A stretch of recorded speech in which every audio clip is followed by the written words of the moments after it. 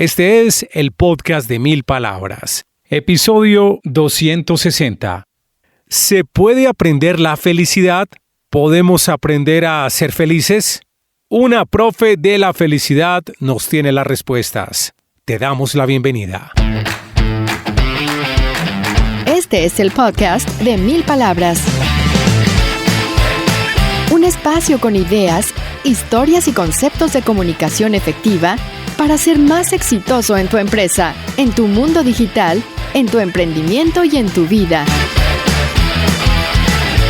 Con ustedes, Santiago Ríos.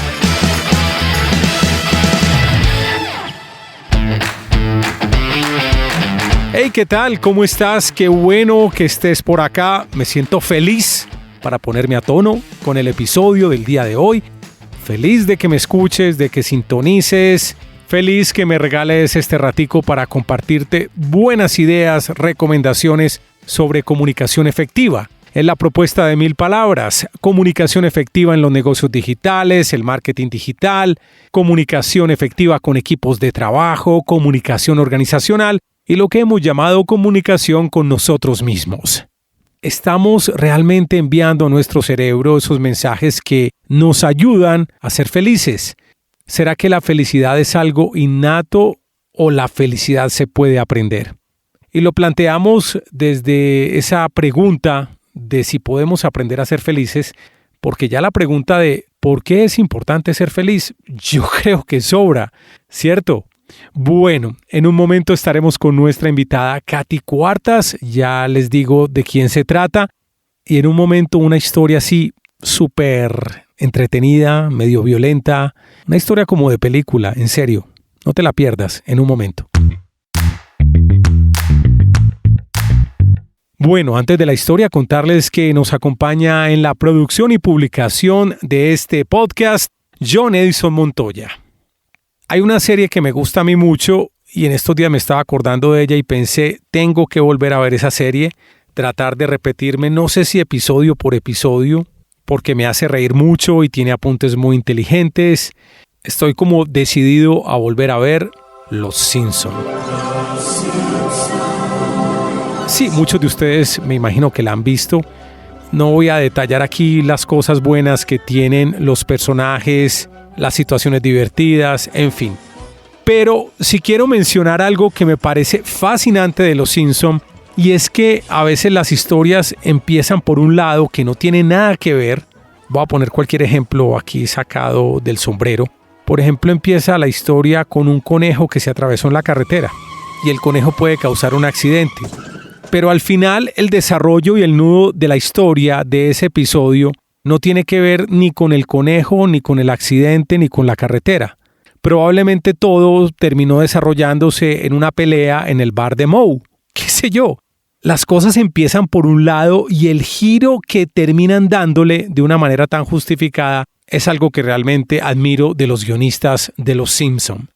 Bueno, para este episodio tengo una historia más o menos que va por ahí, como que arranca por un lado y va a terminar en la felicidad. Y la quiero contar porque es una de las cosas particulares que me ha pasado en la vida. Y voy a advertir primero que no es que me sienta muy orgulloso de esta historia.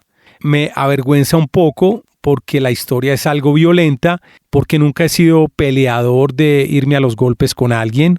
Sí he tenido peleas, pero más verbales, no de darme guarapazos con nadie.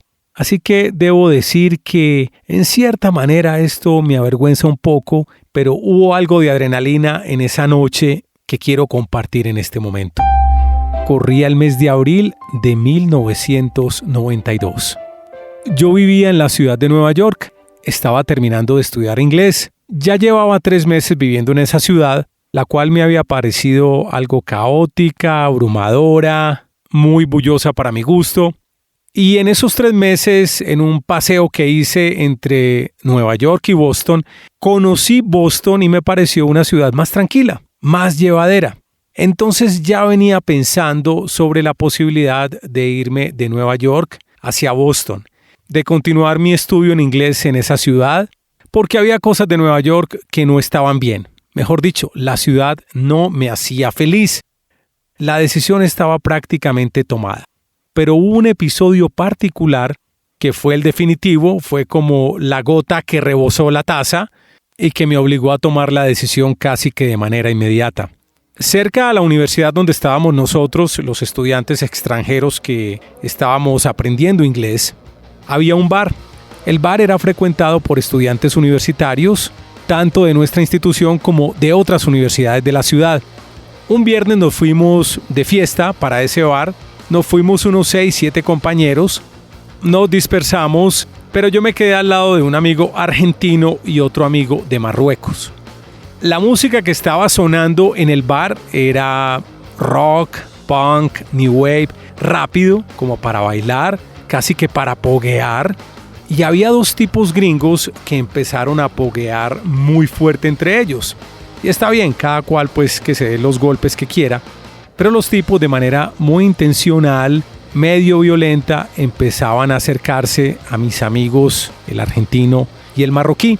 Entonces, con la excusa del pogo, terminaban empujándolos, dándoles codazos. Sí, una cosa muy violenta y muy molesta. Y los amigos míos estaban como medio paralizados, asustados y no reaccionaban. Y yo estaba a 3, 4 metros de ellos observando toda la situación, viendo cómo estos gringos se le tiraban a mis amigos a las cargadas y con codazos. Y a mí me fue entrando como una piedra, como una rabiecita, que en una de esas cargas del pogo, cuando cayeron encima de mis amigos, pues yo también decidí caer con el codo arriba encima de uno de ellos en la espalda. El tipo se me voltea y me mira con una furia, me dice algo en inglés, una grosería obviamente, y yo en buen paisa le respondí: ¿qué te pasó, hijo de tantas? Sí, para no repetir la grosería aquí pues. Pero mientras yo iba en el tantas, algo, le repito, que no es muy usual en mí, ni en el colegio, ni en la universidad, ni en el barrio fui así, pero yo no sé por qué se me alborotó la violencia ese día en el bar. Yo le suelto un puño al man en la cara y lo tiro al piso. Inmediatamente el amigo viene hacia mí a pegarme y le repito, yo no sé por qué estaba yo con cierta habilidad o una reacción tan rápida. Cuando el otro man viene por mí, yo ya tenía en la mano una silla y le doy con la silla, ¡pa!, en el cuerpo. Cae el segundo tipo. Siento yo que alguien me agarra del cuello y es uno de estos bouncers, estas personas que cuidan los bares, que controlan quién entra y quién no entra a un bar. Me saca a empujones del bar y cuando estoy afuera me encuentro con otro de los adversarios que tenía una botella en la mano. También con una reacción felina de mi parte, como si yo fuera Bruce Lee o Jackie Chan, le mando una patada a la mano donde tiene la botella, le tiro la botella al piso y le acomodo otro puño al man. A esa altura ya se me había subido todo a la cabeza, estaba obviamente muy bravo, estaba también inspirado, pero ya me estaba asustando porque esto se podía salir de las manos. Entonces le di la espalda al bar y me dispuse como a irme del lugar de una vez. Y yo siento por detrás, como decimos en Medellín, un cinfronazo que me han dado en la cabeza. Un golpe tan duro y yo me volteo y veo un tipo, se los voy a describir, era como un pelirrojo de ojos azules, de ojos claros, con afro, gringo. Bravo, bravo, enojado. El man era bajito, pero grueso, cuajo, manga, como dicen en Bogotá. El man súper fuerte. Y yo le veo la rabia a este man y a mí me entró un medio brote de pánico. Y yo estaba atontado con el golpe que me acaba de dar por detrás. Y el tipo empieza a pegarme y yo no reaccionaba. Me alcanzó a dar 3 golpes fuertes, malucos. Y mientras que el man me pegaba, yo sentía que mis amigos del curso de inglés me gritaban: ¡Santiago, aquí, Santiago! Y yo medio volteé y yo vi que mis amigos estaban en una van. Y abrieron la puerta de la van. Ustedes se dan cuenta que estas camionetas tienen una puerta corrediza. Y el carro medio venía en movimiento y este señor seguía dándome golpes. Y yo lo que hago es saltar a la van en movimiento. Obviamente iba despacio pues la van, pero yo me alcanzo a tirar a la van clavado en voladora y aterrizo en una de las bancas de la van. Entonces imaginen la situación. Si yo me clavo en la banca, mis manos quedan al otro lado de la ventana y mis pies quedan mirando hacia la puerta corrediza que está abierta en ese momento todavía. Yo medio suspiré porque dije: ya, listo, me salvé. Apenas yo veo que el tipo, el pelirrojo este con afro, se monta al marco de la puerta. El tipo está agarrado del carro, más furioso todavía, y mi única reacción fue estirar la pierna, darle una patada entre el pecho y la cara, y el tipo cae en la calle. Mi primer pensamiento fue, hueputa, lo maté, porque el tipo estaba en la calle, tirado. A los 4 segundos, el man levanta la cara. 5 segundos más tarde se reincorpora despacio. 5 segundos más tarde el man empieza a manotear y a renegar y a gritarme cosas. Les juro que yo creí que iba a pasar como en la película Terminator, que sale Terminator detrás del protagonista corriendo detrás del carro. Fue muy asustador, de verdad.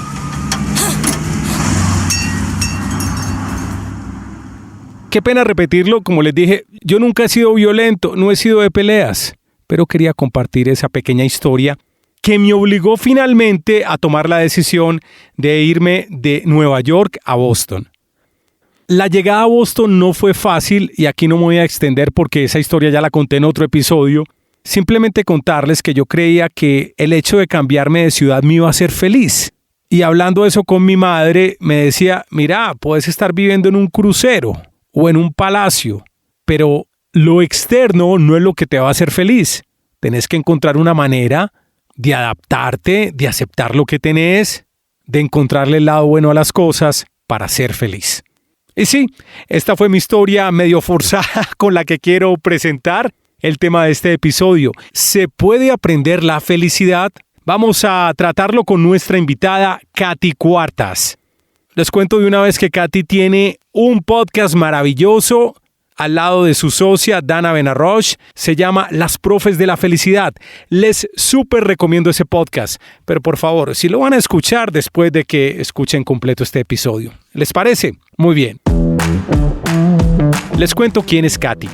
Su propósito es inspirar a las personas a que vivan una vida con mayor conciencia, más bienestar y menos sufrimiento. Ella cree que en todo ser humano hay grandeza y potencial por descubrir o maximizar. Le apasiona acompañar a las personas en ese descubrimiento y en esa transformación. Katy a veces es profesora, a veces es coach, a veces facilitadora. También da conferencias y es mediadora. Su convicción y conocimiento parte de experiencias personales y resultados positivos con sus clientes. Ha estudiado y trabajado el tema de la felicidad en España, Brasil, Chile, Colombia y Estados Unidos. Se formó y se certificó con el Dr. Humberto Maturana. También es alumna permanente del Dr. Tal Ben Shahar. Es coach certificada por la International Coaching Federation. Tiene estudios en arte terapia, mindfulness, en un curso de milagros y en temáticas de despertar de conciencia con Eckhart Tolle. Actualmente es docente universitaria en el diplomado Liderazgo desde la Felicidad, el arte de ser feliz, en la Universidad Pontificia Bolivariana de Medellín.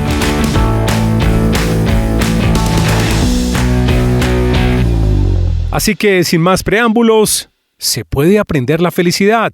Katy Cuartas, que ruede el cassette. Ya estamos con nuestra invitada Katy Cuartas para hablar de la felicidad y puntualmente a responder esta pregunta que nos hacemos en el episodio de hoy. ¿Se puede aprender la felicidad? Hola Katy, ¿qué tal? ¿Cómo estás? Bienvenida al podcast de 1000 Palabras. Hola Santiago, muchas gracias. Katy, ¿qué significa la felicidad para ti? ¿Y cómo llegaste a ser una experta en este tema? Te voy a responder qué significa la felicidad, pero quiero aprovechar porque siempre me gusta aprovechar a que tú y tus oyentes piensen un momentico qué significa para ustedes la felicidad. Porque hay que irse un poquitito atrás de dónde viene esta idea para cada cual de qué es la felicidad.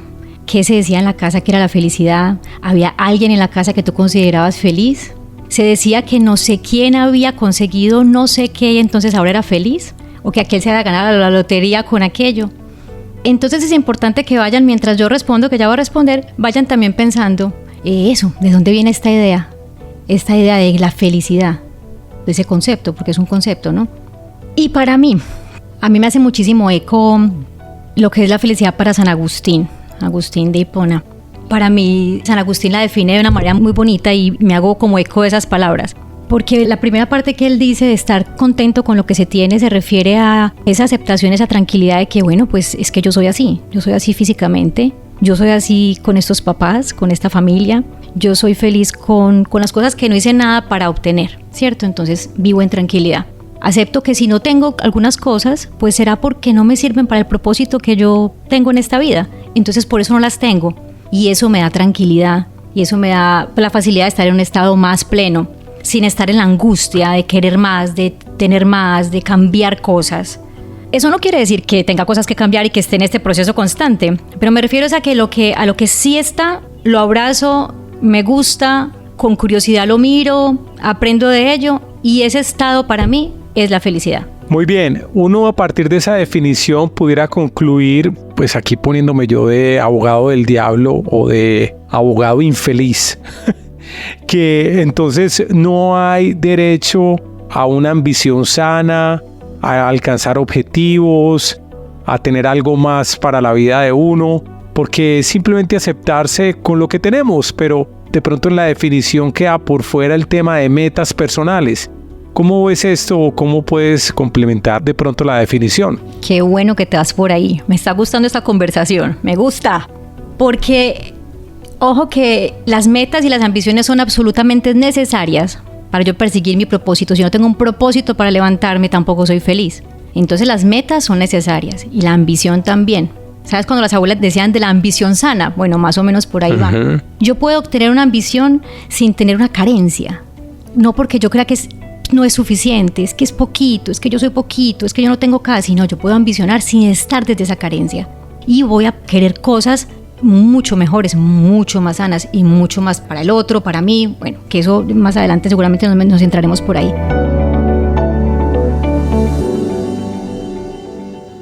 Ya regresamos después de estos mensajes. Este podcast es presentado por el libro electrónico Cómo crear un podcast desde cero para crecer tus audiencias. Es una guía gratuita en la que Santiago Ríos compila la experiencia de más de 1,300 episodios producidos para algunas de las empresas más grandes de Colombia. Cómo crear un podcast desde cero para crecer tus audiencias. Lo encuentras en www.milpalabras.com.co. Cuando termines este episodio, te invitamos a escuchar el podcast Somos Canciones, una conversación con gente que sabe de música y ama la música. Artistas, canciones, géneros y conciertos que recomiendan nuestros invitados. Historias interesantes en las que la música fue protagonista. Recuerda, Somos Canciones. Estamos de regreso a nuestro programa.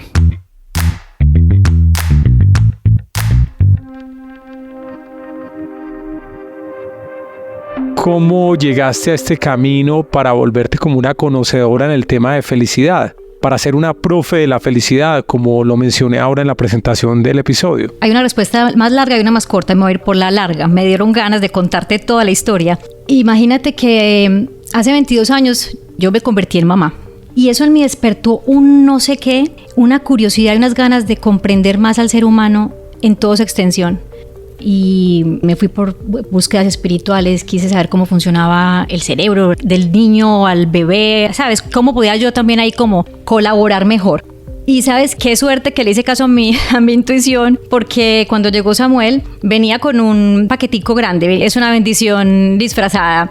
Samuel es un niño con unas capacidades, una inteligencia superior bastante alta, con déficit de atención muy marcado, y está dentro del trastorno del espectro autista, por lo cual tiene muchas dificultades para sociabilizar a nivel social. Él en otros aspectos funciona muy bien, pero esta era una clave importante para él.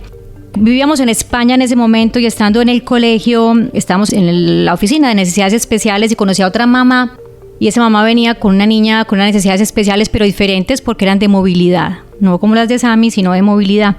Y esta señora me dice a mí, yo quiero que mi hija aprenda contigo fotografía.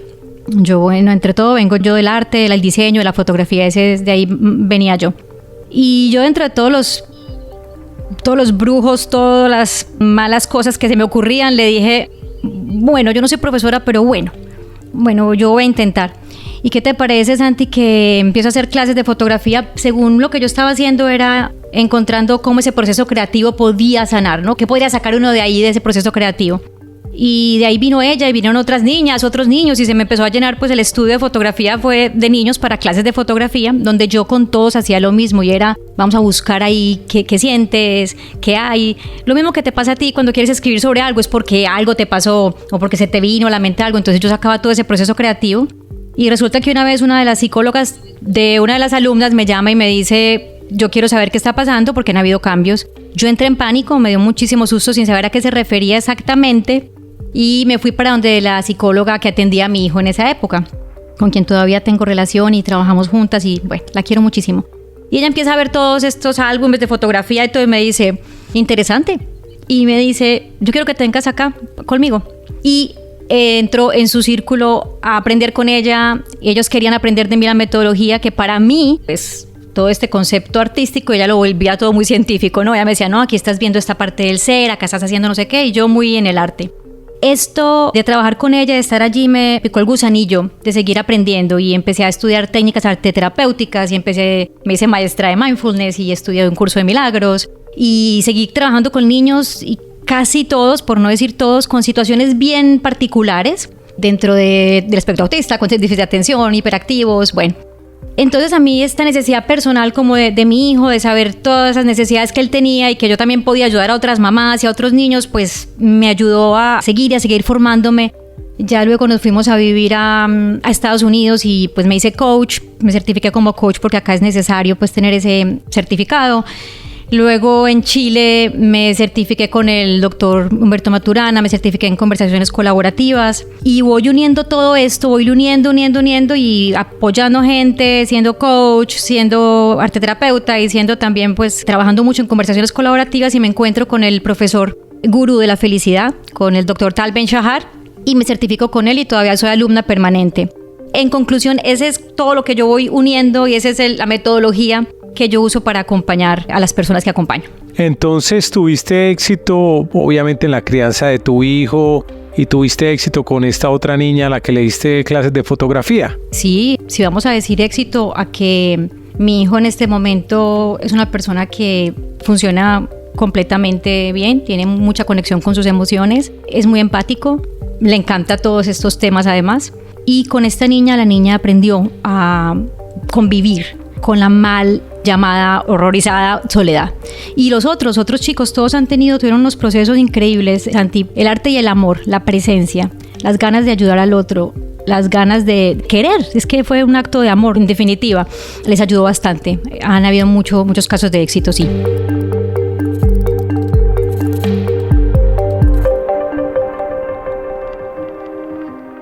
Katy, muchas personas creen que la felicidad es algo innato, que cada uno lo tiene por alguna iluminación especial, por algún don que le dieron. ¿Tú crees que es posible aprender a ser feliz? Sí, se puede aprender a ser feliz. Y sí, hay una parte genética.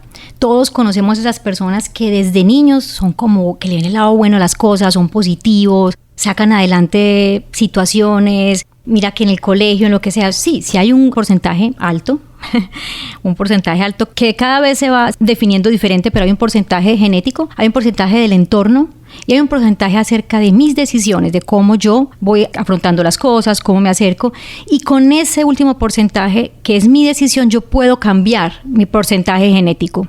Esto es muy importante. Yo puedo tener un porcentaje genético alto, pesimista, infeliz, que ve todo lo negro. Sin embargo, es permeable. Yo puedo empezar a cambiar esto y puedo vencerlo. Eso es digámoslo, como un diagnóstico, pero no es el pronóstico de tu vida, no es un mandato. Entonces sí, se puede aprender a ser feliz, que para algunos sea más fácil que para otros, hay que aceptarlo también. ¿Cuáles son las herramientas o técnicas que las personas pueden utilizar para aprender a ser felices, para cultivar la felicidad en su vida cotidiana? Como herramientas, la idea es llegar a construir nuevos canales neurológicos y eso se hace a través de los rituales, de la repetición de las cosas, ¿no? Yo repito, me lavo los dientes todos los días, yo ya tengo esto ahí construido. Igual si yo soy un pesimista, tengo ese canal también, todo lo que veo se va para ese canal y entonces ahí voy reforzando. El cerebro no olvida, pero se le puede reemplazar hábitos. Entonces yo puedo incorporar nuevos hábitos. Esa es una herramienta.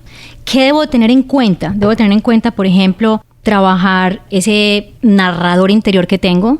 Ese es el primero que me dice todo lo malo que soy, aquí vamos otra vez a equivocarnos, tú no vas a ser capaz. Ese narrador me hace ser bastante infeliz. Esa mente que divaga. Hay un estudio de la Universidad de Harvard que justamente se llama así. La infelicidad es la mente que divaga. Es esa mente que todo el tiempo está diciendo cosas que la verdad es que el más del 80% ni son reales, son más catastróficas de lo que son de verdad y no me hacen ningún bien. Entonces, ser consciente de lo que yo pienso. Los pensamientos ocurren, eso ocurre, yo no puedo controlar. Decir que yo controlo un pensamiento es como decir que yo controlo mi digestión. Voy a digerir, no, usted digiere. Voy a pensar, no, los pensamientos surgen. Sin embargo, yo sí puedo aprender a observar esos pensamientos, a transformar, a cambiar, a ser consciente de estoy teniendo muchísimo este pensamiento tan negativo. Entonces, una de las formas es ese narrador, hacerme muy amigo, ser un observador de ese narrador. Otra es lo que hablamos al principio, que ya me acordé que esto fue lo que me preguntaste y no te lo respondí, la aceptación. Entonces tú me dijiste, pero entonces yo tengo que aceptar como soy. Ojo que aquí hay algo que me encanta y es la diferencia entre aceptar y resignarse. Resignarse es una aceptación pasiva, es una no aceptación pasiva más bien, que es lo mismo que resistirme. Cuando yo me resisto, esto es una no aceptación activa. Pero aceptar es decir, voy a ver esto que me está sucediendo, voy a aceptarlo como es para no luchar porque no lo puedo cambiar. Hay muchas máximas de esto, existen muchos aforismos que nos hablan de esto, de lo que yo no puedo cambiar me hace sufrir, solamente cambia lo que, dame las herramientas para ver lo que puedo cambiar y lo que no puedo cambiar. ¿Por qué es importante? Porque es que lo que yo no puedo cambiar, que es esa realidad externa, yo puedo luchar todo lo que yo quiera, pero esa no va a cambiar. O sea, tú puedes estar furioso y queriendo cambiar a tu suegra, a tu esposa, a tu hija, a tu vecino, a tu socio, tú no cambias a nadie, tú sufres. Entonces soy feliz cuando yo decido que a ese otro no lo cambio, pero sí puedo cambiar mi interpretación, mi percepción, puedo estudiarme un poquito de por qué me molesta tanto esto que me molesta y también puedo entrar en estados más plenos. Quería así que nos contara sobre más de estos rituales. Ya tenemos uno que es observar, el otro es aceptar. ¿Cuáles son otros buenos rituales que se pueden asumir diariamente? Santi, conocerme, que no solamente, por ejemplo, esto que estamos hablando de cómo funciono yo, cómo funciona un cerebro, qué pasa con la información que me llega, qué pasa en la conexión de mi mente y mi cuerpo, no solamente eso, sino yo conocerme qué me molesta y cuando me molesta, qué me dice mi cuerpo, porque es el primero que me avisa. Si tú te das cuenta, uno sí sabe cuando uno se está enojando, uno sí sabe cuando le entró como en reversa un comentario. Ser consciente de esto, muy consciente de, oye, cuando tú tienes hambre, eres muy furioso y contestas muy feo. Mira, cuando a ti te contradicen, algo se mueve en ti, hay una heridita que explota y no está muy bien. Conocerme, cómo soy yo, qué me molesta, qué me gusta, qué me saca de un estado no muy bonito. Caminar al aire libre, sentarme a ver una película, leerme un buen libro, estar en silencio un ratico, conocernos es fundamental y no nos conocemos, es increíble. No sabemos qué nos gusta y qué nos disgusta. Qué bueno, es una manera de encontrar el contraste en las situaciones que son difíciles y aceptar que de pronto de alguna forma explotamos de la manera que no es con ciertos detonantes. Es observar, como tú dices, aprenderlos, entenderlos para al menos tratar de minimizar esos episodios que son molestos. No, Katy, porque la persona que dice no, a mí no me importa, no, a mí no me da nada, no, yo estoy bien, son del tipo de personas que dicen no, yo estoy por encima del bien y del mal, que es una frase a propósito muy odiosa que mucha gente dice, y yo creo que este tema de ser vulnerables, de entender esa propia debilidad cuando nos disparamos con ciertos detonantes y observamos y creemos que lo podemos corregir, yo creo que vamos por una senda acertada, diría yo, ¿no? Y estás entrando ahí en otro de los puntos que me estás preguntando y que querías llegar, porque esta frase que se llama permiso de ser humano, que se la aprendí al profesor Ben Shahar, y el permiso de ser humano es maravilloso. Es darnos ese permiso de sentir todas las emociones y saber que las emociones son todas legítimas y son válidas, porque son parte de ser humano. Él dice que hay dos personas únicamente que no sienten esa gama completa de emociones, que son los psicópatas y los muertos. Entonces, si no somos psicópatas y no estamos muertos, vamos a experimentarlas todas. El que dice que no siente está mintiendo, porque a todos nos da. Cuando yo digo, acepto que tengo una tristeza profunda, porque hay mucha gente que tiene un golpe en la vida y dice, no, pero para adelante, ¿no? Soy fuerte y para adelante. Cuando yo no acepto, resulta que las emociones van todas, haz de cuenta, por una misma tubería. para decir esta analogía. La tubería emocional. Cuando yo cierro una emoción, cierro todas las emociones. Por eso dicen que quien ama mucho también llora mucho, pero también sufre mucho, como que puede experimentar la gama de las emociones en toda su extensión. Cuando yo empiezo a tapar emociones, voy a tender a después ni siquiera celebrar ni gozar de las emociones placenteras, porque queremos esconder son las emociones dolorosas, que son las que nos han dicho que eso no se siente. Los niños no lloran, las niñas no son bravas. Por eso es que hay que estudiar mucho eso de las creencias y de todo lo que hemos escuchado, Santi, eso es importante. Y ese es otro punto, estamos ya listos para escuchar un poquito si las creencias que tenemos todavía nos sirven.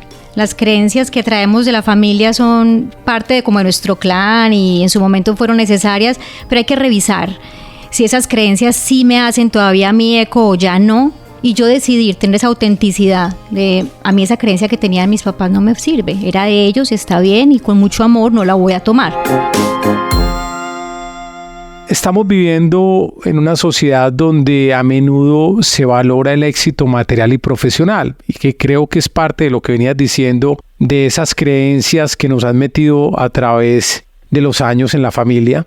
No digo que sea malo el éxito material, muy bueno, creo yo, tener dinero, pero ¿cómo podemos equilibrar esos objetivos económicos con la búsqueda de la felicidad genuina? Mira, es muy cierto lo que dices. El éxito y la felicidad parece que la gente lo usara indistintamente. Es como que una cosa va con la otra, ¿no? Es como que es feliz cuando obtuvo y cuando fue exitoso. Hay dos cosas que me parecen a mí importantes y una de ellas es, si ese éxito no me define a mí como ser humano, no es tan grave. Es decir, si a mí en ese momento en el que a mí me quiten el éxito, yo me desmorono y yo ya no soy nadie, estamos hablando de algo grave, algo gravísimo, porque tu ser desapareció. Ese que tú eres, no ese que tiene.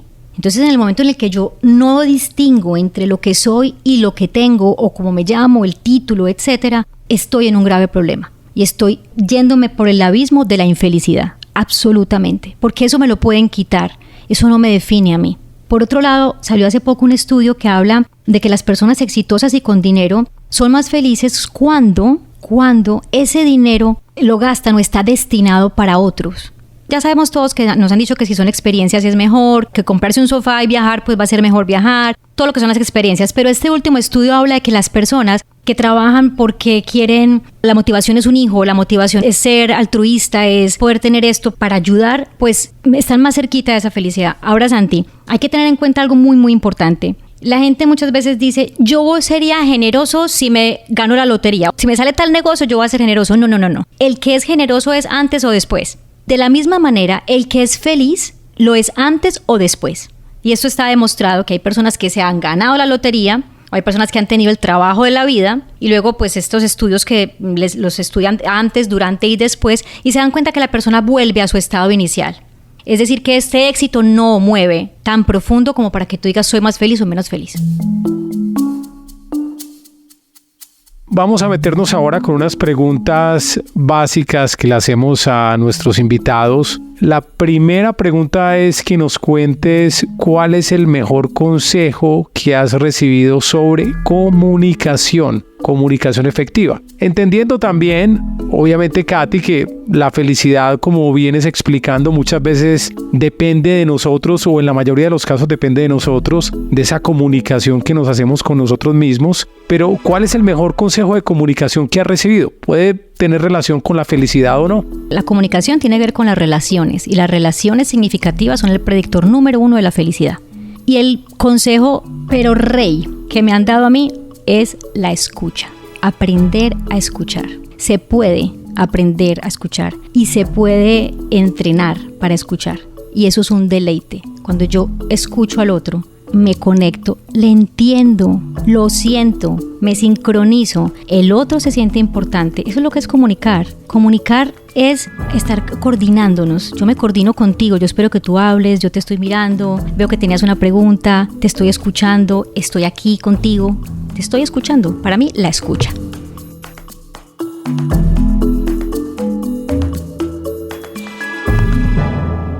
Katy, ¿algo que quieras complementar a esta conversación que hemos tenido sobre la felicidad? Algo para complementar. Pues nos hemos ido por varias ramas y voy a ver cuál me queda aquí pensándolo abierta. Para mí la principal es que se puede aprender a ser feliz. que si bien hay que tener voluntad, no se trata de una decisión que me va a despertar mañana y voy a ser feliz. Hay que tener voluntad, pero que hay que trabajar. Hay que ver en qué aspecto es, si es en mis creencias, si es con la parte emocional, si es con la parte física, si es con la parte de mi propósito de vida, si es por la parte espiritual. ¿Qué tengo yo que ajustar para poder sentir, estar pleno y tener un bienestar integral? Katy, bueno, cuéntanos sobre tu nuevo podcast, Las Profes de la Felicidad. ¿Cómo va? Va muy bien. Ese proyecto nos tiene emocionadísimas a Dana, mi compañera y amiga del alma, y estamos muy contentas en compartir, en servir. Es un podcast muy ameno, muy coloquial. Es una conversación entre dos personas apasionadas por este tema, con experiencia cada una en su ramo. Entonces traemos lo que cada una tiene para compartir, para comunicar. Así que felices. Estamos muy contentas con ese proyecto. Vamos a dejarles por acá en las notas de este show el link para que consulten, para que escuchen el podcast Las Profes de la Felicidad. Katy, encantado de hablar contigo. Mil gracias por tu tiempo, por compartir tu conocimiento sobre este tema tan bonito que es la felicidad. Santi, muchísimas gracias. Qué conversación tan rica. Muchas gracias a ti también por acompañarnos ahí en todo ese proyecto del podcast, que estás ahí en primera fila, y feliz de conversar siempre de este tema. Gracias. Muy bien, qué buena conversación con Katy Cuartas. Algunas conclusiones importantes. La primera, sí se puede aprender a ser feliz. La segunda, hay hábitos que podemos asumir diariamente, como aceptarnos, conocernos, entender qué es lo que nos molesta. Katy también nos habló de la relación entre el dinero y la felicidad. ¿Que puede ayudar? Claro que sí, pero no es definitivo. Tienes que aprender a ser feliz con y sin dinero. Si te gustó este episodio, por favor recomiéndalo con la gente que más te importa, tus amigos, tus familiares, tus colegas, tus compañeros de trabajo. Siempre te hago quedar muy bien. Y si nos encontraste por cuestiones del azar, del algoritmo de Google o de cualquier directorio, por favor síguenos en tu directorio preferido. Estamos en todos. Ya sabes que semanalmente tenemos ideas, conceptos, historias, recomendaciones sobre comunicación efectiva en varios campos. Comunicación efectiva para ser más felices, para vivir mejor, para trabajar mejor. Yo soy Santiago Ríos. Te espero muy pronto en otra entrega de El Podcast de 1000 Palabras. Gracias por venir.